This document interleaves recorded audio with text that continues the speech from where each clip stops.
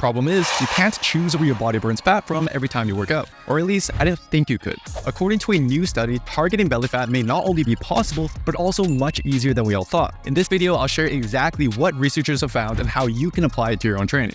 Now, my belly has always been the hardest area to lose fat from. Even when I lose weight, it seemed like the fat there just wouldn't budge. But this got me wondering, why is belly fat so stubborn in the first place? Well, I looked into it and I'm glad that I did, because once you understand this, all the new research makes a lot more sense. You see, to burn fat, your body first needs to release it from the fat cell, a process known as mobilization. Once you've mobilized the fat, it can then be burned off for energy. But how exactly do you go about mobilizing it? Well, when you strength train, you don't just strengthen your muscles, you also increase blood flow to the fat that surrounds the muscle you're working. And this is one theory why belly fat can be so hard to get rid of. Compared to the fat in other areas of your body, it tends to receive very little blood flow. Not to mention, we also tend to train our abs less frequently than other muscles. Think about it, your quads and hamstrings are used all the time. Running, squatting, walking, you name it. They're some of the largest muscles in your body, and so they receive a large increase in blood flow when you're working out. But your belly, well, not so much. So this got researchers thinking, if you can boost blood flow to your abs, could you then specifically target belly fat during exercise? And if you could target your belly, why stop there? Theoretically, by increasing blood flow to the right spots, you could reduce fat in any area that you chose, theoretically. To find out, I reached out to my good friend Dr. Bill Campbell, who runs a lab dedicated to fat loss out of the University of South Florida. I've been asked a lot, can you spot reduce? And my answer has always been no. The research that exists is not very strong, and most of the research that's been done on this has suggested or reported that it's not possible. After digging through endless research papers, I've come across all sorts of funny and in some cases,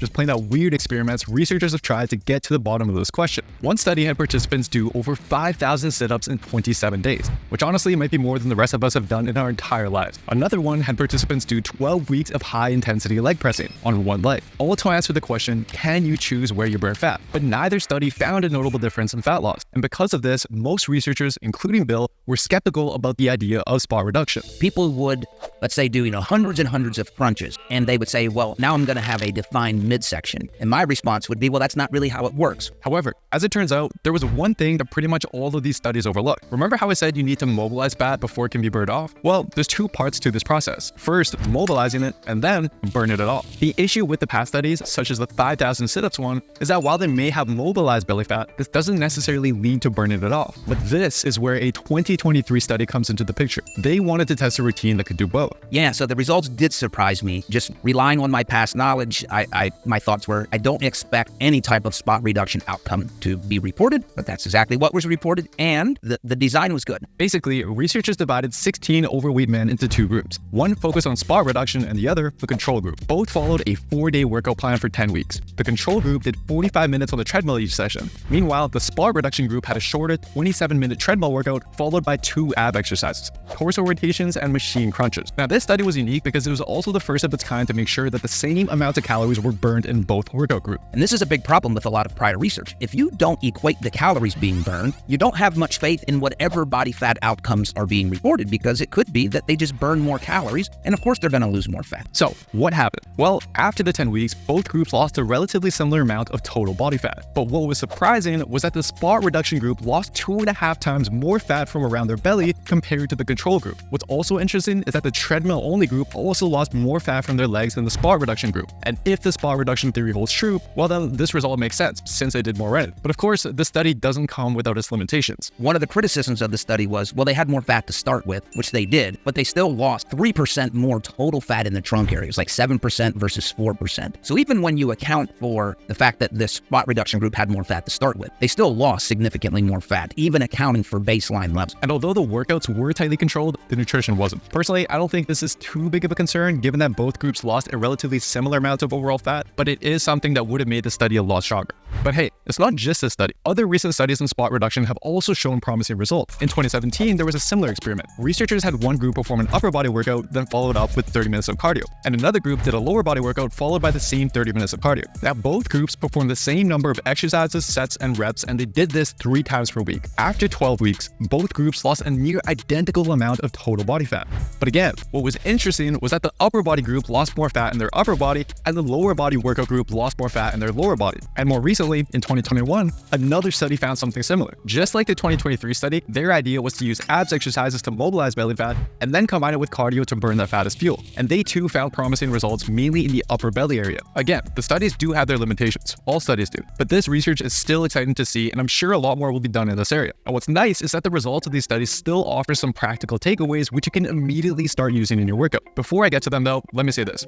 If losing belly fat is your goal, then you need to be in a calorie deficit to get the best results. It's highly unlikely you're going to be able to gain weight while simultaneously spot reducing fat in your belly. What the studies do suggest though, is that if you're doing ab work, you should probably combine it with some form of cardio either shortly before or after to get the most bang for your buck. Yeah. It has to be of such an intensity and or duration that it actually causes an increase in what we call oxidation, where you're actually burning the fat. As an example, you couldn't perform these studies and go for a 3-minute walk and come back and think, oh, I should have spot reduction. The other thing is that if spot reduction does work, then it seems like some abs exercises are better than others. I don't see planks as targeting the abdominal region, the abdominal muscles, as much as crunches and abdominal torso rotation. I would suggest, and again, being a scientist, rely on the data that we have. Both use crunches, and one use crunches and abdominal torso rotation. So I would think, yes, the abdominal exercise does matter. So if I was designing a routine to better target belly fat, I'd use direct weighted abs exercises combined with low to moderate intensity cardio, which could look something like this. I'll be honest though, I'm still not 100% convinced, and neither was Bill when I spoke to him. These latest studies have definitely opened my mind to spot reduction being possible, and it seems like future research could be promising, but it's definitely not enough for me to go about planning spot reduction into most people's routine. That said, on my recovery days, I have been using those 2 abs exercises and slapping on some cardio either before or after. Who knows? Maybe this is giving me the spot reduction effect, maybe it's not. But even if it's not, I still highly recommend that you regularly train your abs, and with weight. Once I started training them consistently, they seem to appear more visible even during bulks where my body fat was increasing. And after all, they're just like any other muscle group, and growing them can help with definition. But guys, just remember that most of your results will still come from the basics, and losing belly fat heavily depends on your diet. In fact, most people completely underestimate just how many calories are in their usual food choices. And this is why even people who eat clean and work hard still struggle to shed their belly fat. To help with this, I worked with our lead dietitian, Kelly,